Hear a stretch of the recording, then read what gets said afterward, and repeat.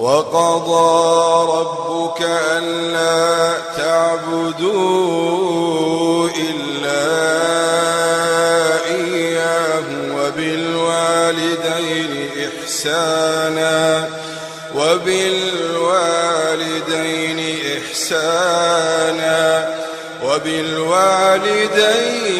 إحسانا إما يبلغن عندك الكبر أحدهما أو كلاهما فلا تقل لهما أف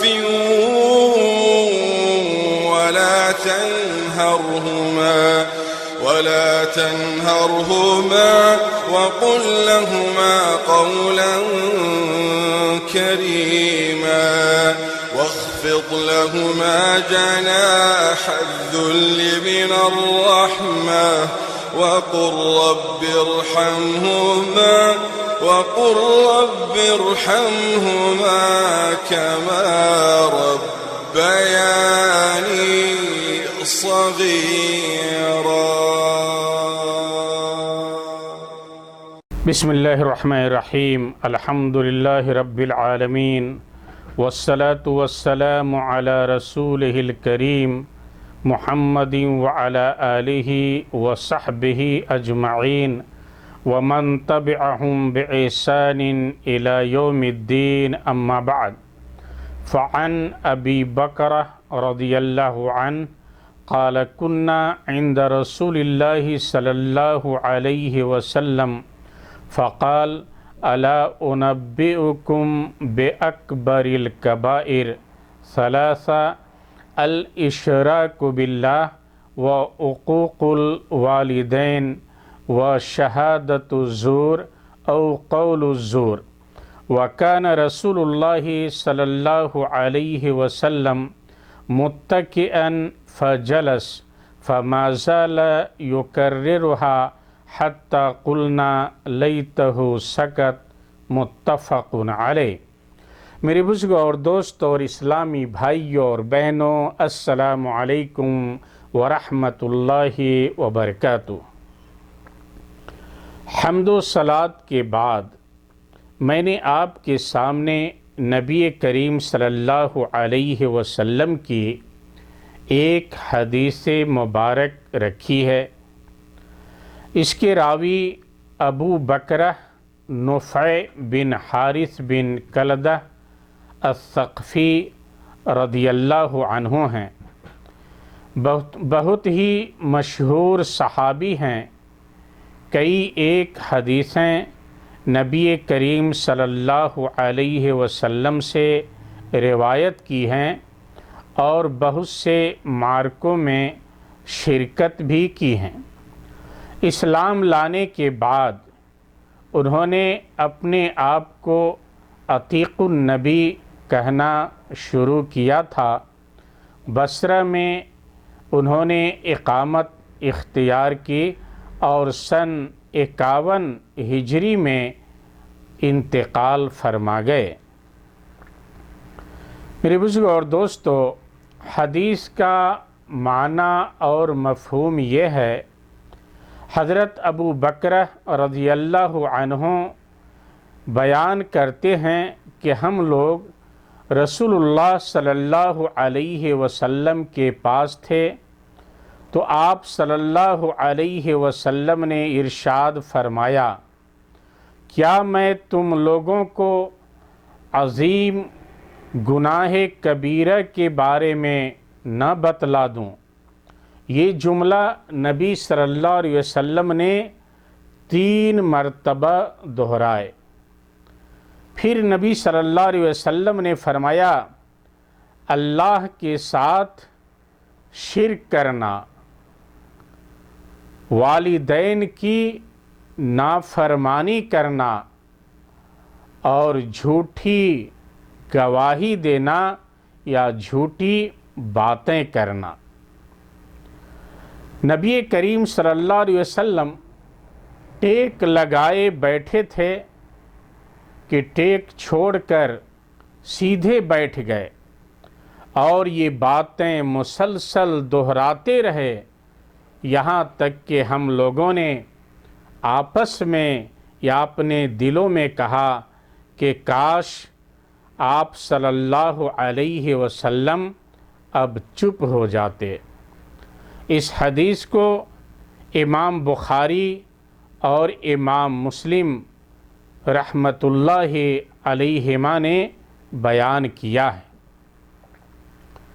میرے دوستو، اس حدیث سے یہ پتہ چلا، غور کریں کہ اس حدیث میں نبی کریم صلی اللہ علیہ وسلم نے 3 بڑے خطرناک گناہوں کا تذکرہ فرمایا ہے، اور ان 3 بڑے گناہوں کی خطرناکی کو بیان کرنے کے لیے نبی صلی اللہ علیہ وسلم نے 4 قسم کے تاکیدی الفاظ استعمال کیے ہیں۔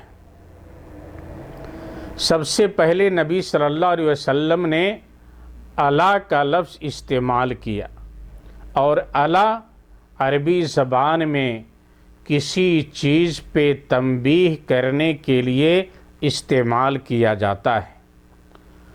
اس کے بعد نبی کریم صلی اللہ علیہ وسلم نے فرمایا انبئکم، اور نبا عربی زبان کے اندر عظیم خبر کے لیے استعمال ہوتا ہے۔ اس کے بعد نبی کریم صلی اللہ علیہ وسلم نے اکبر الکبائر کا لفظ استعمال کیا، جو کہ اسم تفضیل کا صیغہ ہے۔ کبیرہ گناہوں میں بھی بڑے گناہ، سب سے بڑے گناہوں میں شمار کیا۔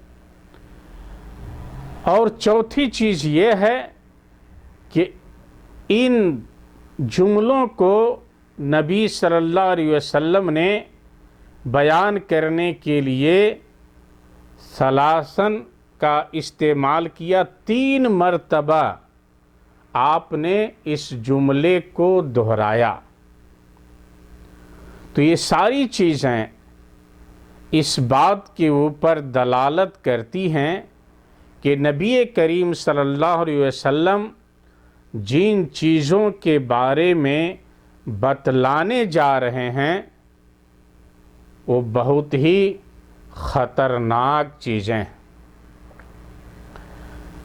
نبی کریم صلی اللہ علیہ وسلم نے سب سے پہلے نمبر پر شرک کا ذکر کیا، اور یہ سب سے زیادہ قبیح، بدترین اور سخت گناہ ہے کہ اللہ کے افعال میں یا اس کی عبادت میں یا اس کے ناموں اور صفات میں کسی کو شریک اور ساجی ٹھہرایا جائے۔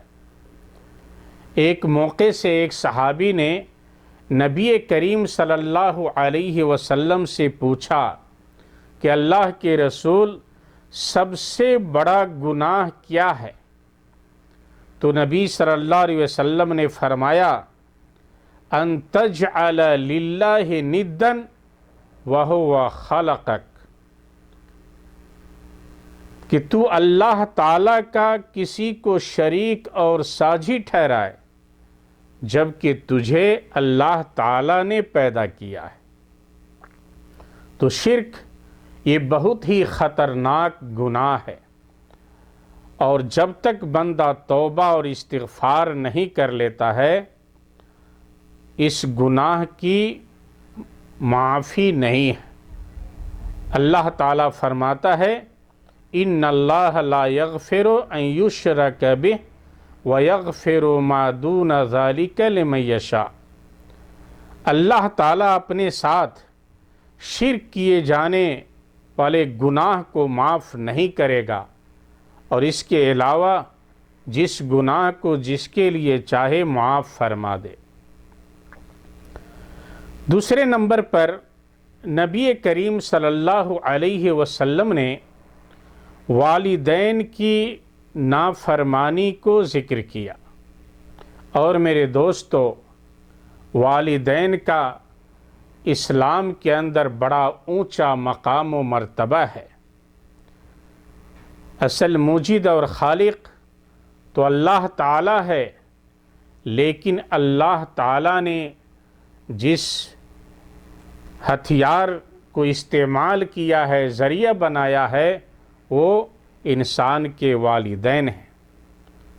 اس لیے قرآن و سنت کے اندر بہت سے نصوص ہیں جن کے اندر والدین کے ساتھ حسن سلوک پہ ابھارا گیا ہے اور والدین کی نافرمانی سے ڈرایا گیا ہے۔ جہاں اللہ تعالیٰ نے اپنی عبادت کا حکم دیا، وہاں والدین کے ساتھ اچھے برتاؤ اور حسن سلوک کا بھی حکم دیا ہے۔ اور جہاں اللہ تعالیٰ نے بندوں کو شرک سے ڈرایا ہے، وہیں والدین کی نافرمانی سے بھی آگاہ کیا ہے اور ڈرایا ہے۔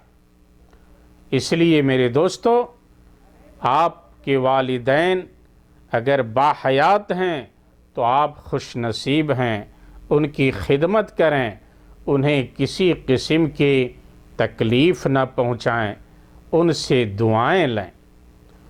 تیسرے نمبر پر نبی صلی اللہ علیہ وسلم نے جھوٹی بات اور جھوٹی گواہی کو ذکر کیا ہے۔ اور میرے دوستو، جھوٹی گواہی کے ذریعے حلال کو حرام اور حرام کو حلال ثابت کر دیا جاتا ہے، سچ کو جھوٹ اور جھوٹ کو سچ ثابت کر دیا جاتا ہے۔ ایک مسلمان کو چاہیے کہ اپنے قول و فعل کردار کے اندر سچا ہو، جھوٹ سے اجتناب کرے۔ ضرورت اس بات کی ہے کہ اس حدیث مبارک کے اندر نبی کریم صلی اللہ علیہ وسلم نے جن 3 خطرناک گناہوں اور جرموں سے ہمیں ڈرایا ہے، ان گناہوں سے، خطرناک کاموں سے ہم دور رہنے کی کوشش کریں۔ اللہ تعالی ہم سب کو نیک عمل کرنے کی توفیق عطا فرمائے۔ وصلی اللہ علی نبینا محمد وعلی آلہ وصحبہ وسلم۔ والسلام علیکم ورحمۃ اللہ وبرکاتہ۔